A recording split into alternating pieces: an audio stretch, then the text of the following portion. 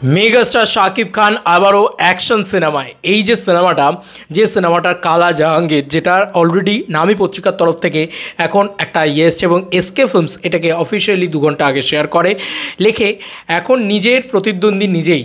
এবং megastar Shakib Khan beyond comparison new course কেসি মানে প্রতিবেদনটার নাম দেওয়া হয়েছে আমাদের সময় থেকে। খবরটা করা হয়েছে, খবরটা পড়ি। হ্যাঁ, খবরটায় যেটা সবথেকে লেটেস্ট নিউজ সেটা হচ্ছে এই সিনেমাটার মানে জনারটা কি, আমরা বলি না জনার একটা সিনেমার, বরবাদ কি জনারের সিনেমা, সেরকম আমরা বলি না যে ওটা একটা ভায়োলেন্স অ্যাকশন জনারের সিনেমা।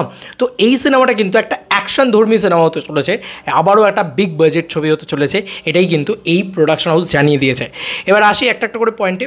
এবার এই প্রোডাকশন হাউস কিন্তু one and only the production house, যারা কিন্তু কোনো প্রোডাকশন হাউসের সাথে কো ভেঞ্চার করে ছবিটা করছে না, এটাই কিন্তু পরিষ্কারভাবে। কারণ দেখো, যখন রিয়েল এনার্জি প্রোডাকশন হাউস এসেছিল তারা কিন্তু মেন প্রডিউসার ছিল, কিন্তু কো প্রডিউসার হিসেবে ঋদ্ধি সিদ্ধি এন্টারটেনমেন্ট কিন্তু ছিল।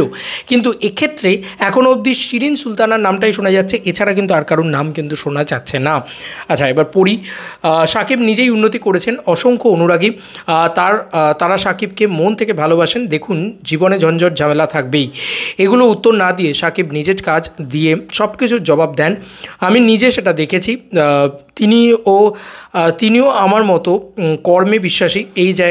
এই জায়গায় আমি তাকে শ্রদ্ধা করি, এমন কথা কলকাতার গণমাধ্যম আনন্দবাজারকে বলেছেন জয়া আহসান। কথাগুলো প্রমাণ শাকিব ভক্তরা পেয়েছেন গেল কয়েক বছর ধরেই। অথচ কয়েক বছর আগেও কেরিয়ারের কঠিন সময় পার করেছেন শাকিব। তিনি বলেন, আমেরিকা থেকে যখন এসেছি কিছু কারণে ইউ আর ডেড হর্স, কিছু কারণে অনেক কাছের মানুষও বলতে শুনেছি তোমার দিন শেষ Shakib, you are a dead horse. এটা সেই ইয়েতে বলেছিল, সেইখান থেকে আর কি বলেছে। সেই ডেড হর্সে চড়েই এখন এগিয়ে যাচ্ছে বাংলা সিনেমা। 2023 সালে হিমেল আশরাফের প্রিয়তমা দিয়ে ঘুরে দাঁড়ান শাকিব খান। সে প্রসঙ্গে উল্লেখ করে তিনি বলেন, কিন্তু প্রিয়তমা দিয়েই আমার সেকেন্ড ইনিংস শুরু হয়েছে। যেটা সবাই বলে, যখন প্রিয়তমা মুক্তি পেয়েছে এত মানুষ ভালোবাসা পেয়েছি যা কল্পনা করিনি। এই প্রথম আমার চলচ্চিত্র দেশের গণ্ডি পেরিয়ে বিদেশের মাটিতে গিয়ে এত সফল হচ্ছে। প্রতিটি মানুষ দেখতে যাচ্ছে, সাফল্যের জোয়ারে ভাসছে। প্রিয়তমার পর রাজকুমার এসেছে, তারপর তুফান এসেছে, সবার মনে তুফান ধরিয়ে দিয়েছে। তুফানের পর সেই মানুষগুলোর দিকে তাকিয়ে নীরবে বলেছি, আমার দিন শেষ হয়নি, দিন তো মাত্র শুরু। যে স্বপ্ন আমি সারা জীবন দেখে এসেছি, শাকিব খান বলছেন এই কথাগুলো, পৃথিবী জুড়ে আমার চলচ্চিত্র মুক্তি পাবে। হলিউড বলিউডের বড় বড় সিনেমার পাশাপাশি আমাদের সিনেমা পোস্টার থাকবে, সেই স্বপ্নের পথেই হেঁটেছি এবং সফল হয়েছি। এখন দেশ বিদেশের সবাই গর্ব করে বলে, এটা আমাদের চলচ্চিত্র, আমাদের শাকিব খান। গত রোজার ঈদে মুক্তি পায় শাকিব খানের অভিনীত মেহেদী হাসান হৃদয় পরিচালিত সিনেমা বরবাদ। এই ছবিও সাড়া ফেলে। দেশের রাজনৈতিক অবস্থার কারণে সিনেমাটির সাফল্য নিয়ে অনেকেই সন্দিহান ছিলেন। বরবাদ মুক্তির পর দেশের কয়েকটি সিনেমা হলে মিডনাইট শো চলেছে, তার কেরিয়ারের এটা প্রথমবার হয়েছে বলেও জানান শাকিব। এই জন্য তিনি দর্শকের প্রতি আবার কৃতজ্ঞতা জানান।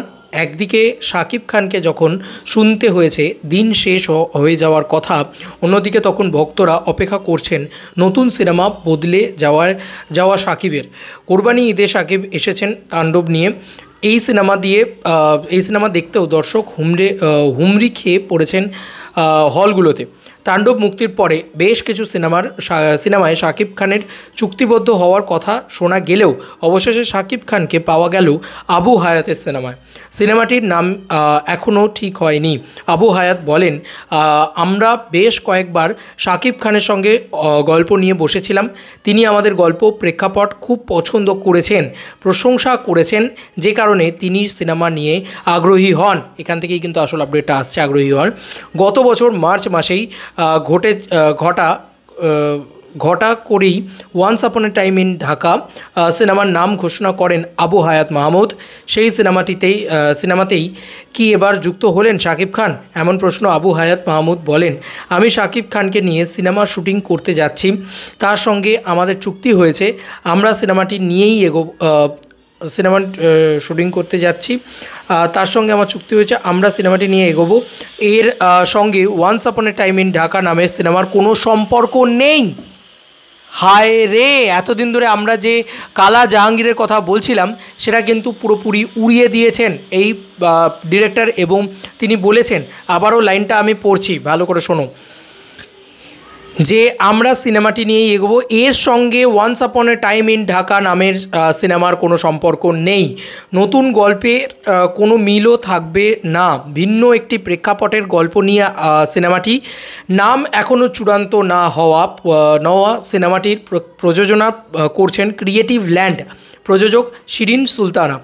এটা তাদের প্রথম সিনেমাটির গল্প নিয়ে আবু হায়াত এখনই বিস্তারিত কিছু বলতে চান না, শুধু জানালেন এটি হবে অ্যাকশন ফিল্ম, মানবিক একটি গল্প এতে থাকবে, সিনেমাটির দর্শক উপভোগ করবেন, এটুকুই বলতে পারি। লেটেস্ট রিপোর্ট তাহলে আমরা কী পেলাম, যে আমরা যেটা ভাবছিলাম যে একটা বেসড অন ট্রু ইনসিডেন্ট বা মোশাররফ করিমকে নিয়ে, মোশাররফ করিম অ্যান্ড শাকিব খান সবাই মিলে একসাথে আসছেন, এরকম যে বক্তব্যটা আমরা পাচ্ছিলাম সেটা কিন্তু হচ্ছে না।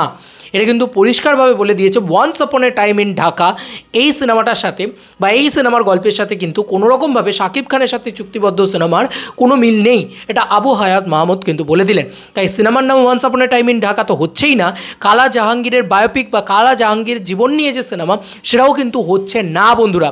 তাই এটা কিন্তু একটা অন্য সিনেমা, এটা কিন্তু একেবারেই একটা অন্য ধারার সিনেমা, অন্য সিনেমা, যেটা শুধুমাত্র ধারাটা আমরা জানতে পেরেছি যে it is a action film. তো আমি এই প্রতিবেদনটা কিন্তু তোমাদের সাথেই পড়লাম, জানো তো, মানে আমি এমন নয় যে আগে থেকে বিশাল পড়ে ফেলেছিলাম, একটু খাপছাড়া পড়ছিলাম, তাতে আমি এটা পড়িনি যে once upon A time in Dhaka এই যে গল্পটা, এই গল্পটা কিন্তু প্রচণ্ড ভালো গল্প, কালা জাহাঙ্গীর, ঠিক আছে, এই গল্পটাই কিন্তু মারাত্মক গল্প, এটাই আমরা জানতাম যে এই গল্পটাই হবে, কিন্তু এই গল্পটা কিন্তু হচ্ছে না বন্ধুরা। ইয়েস, এই গল্পটা নয়, এটা একটা অন্য ফ্রেশ গল্প, নতুন গল্প।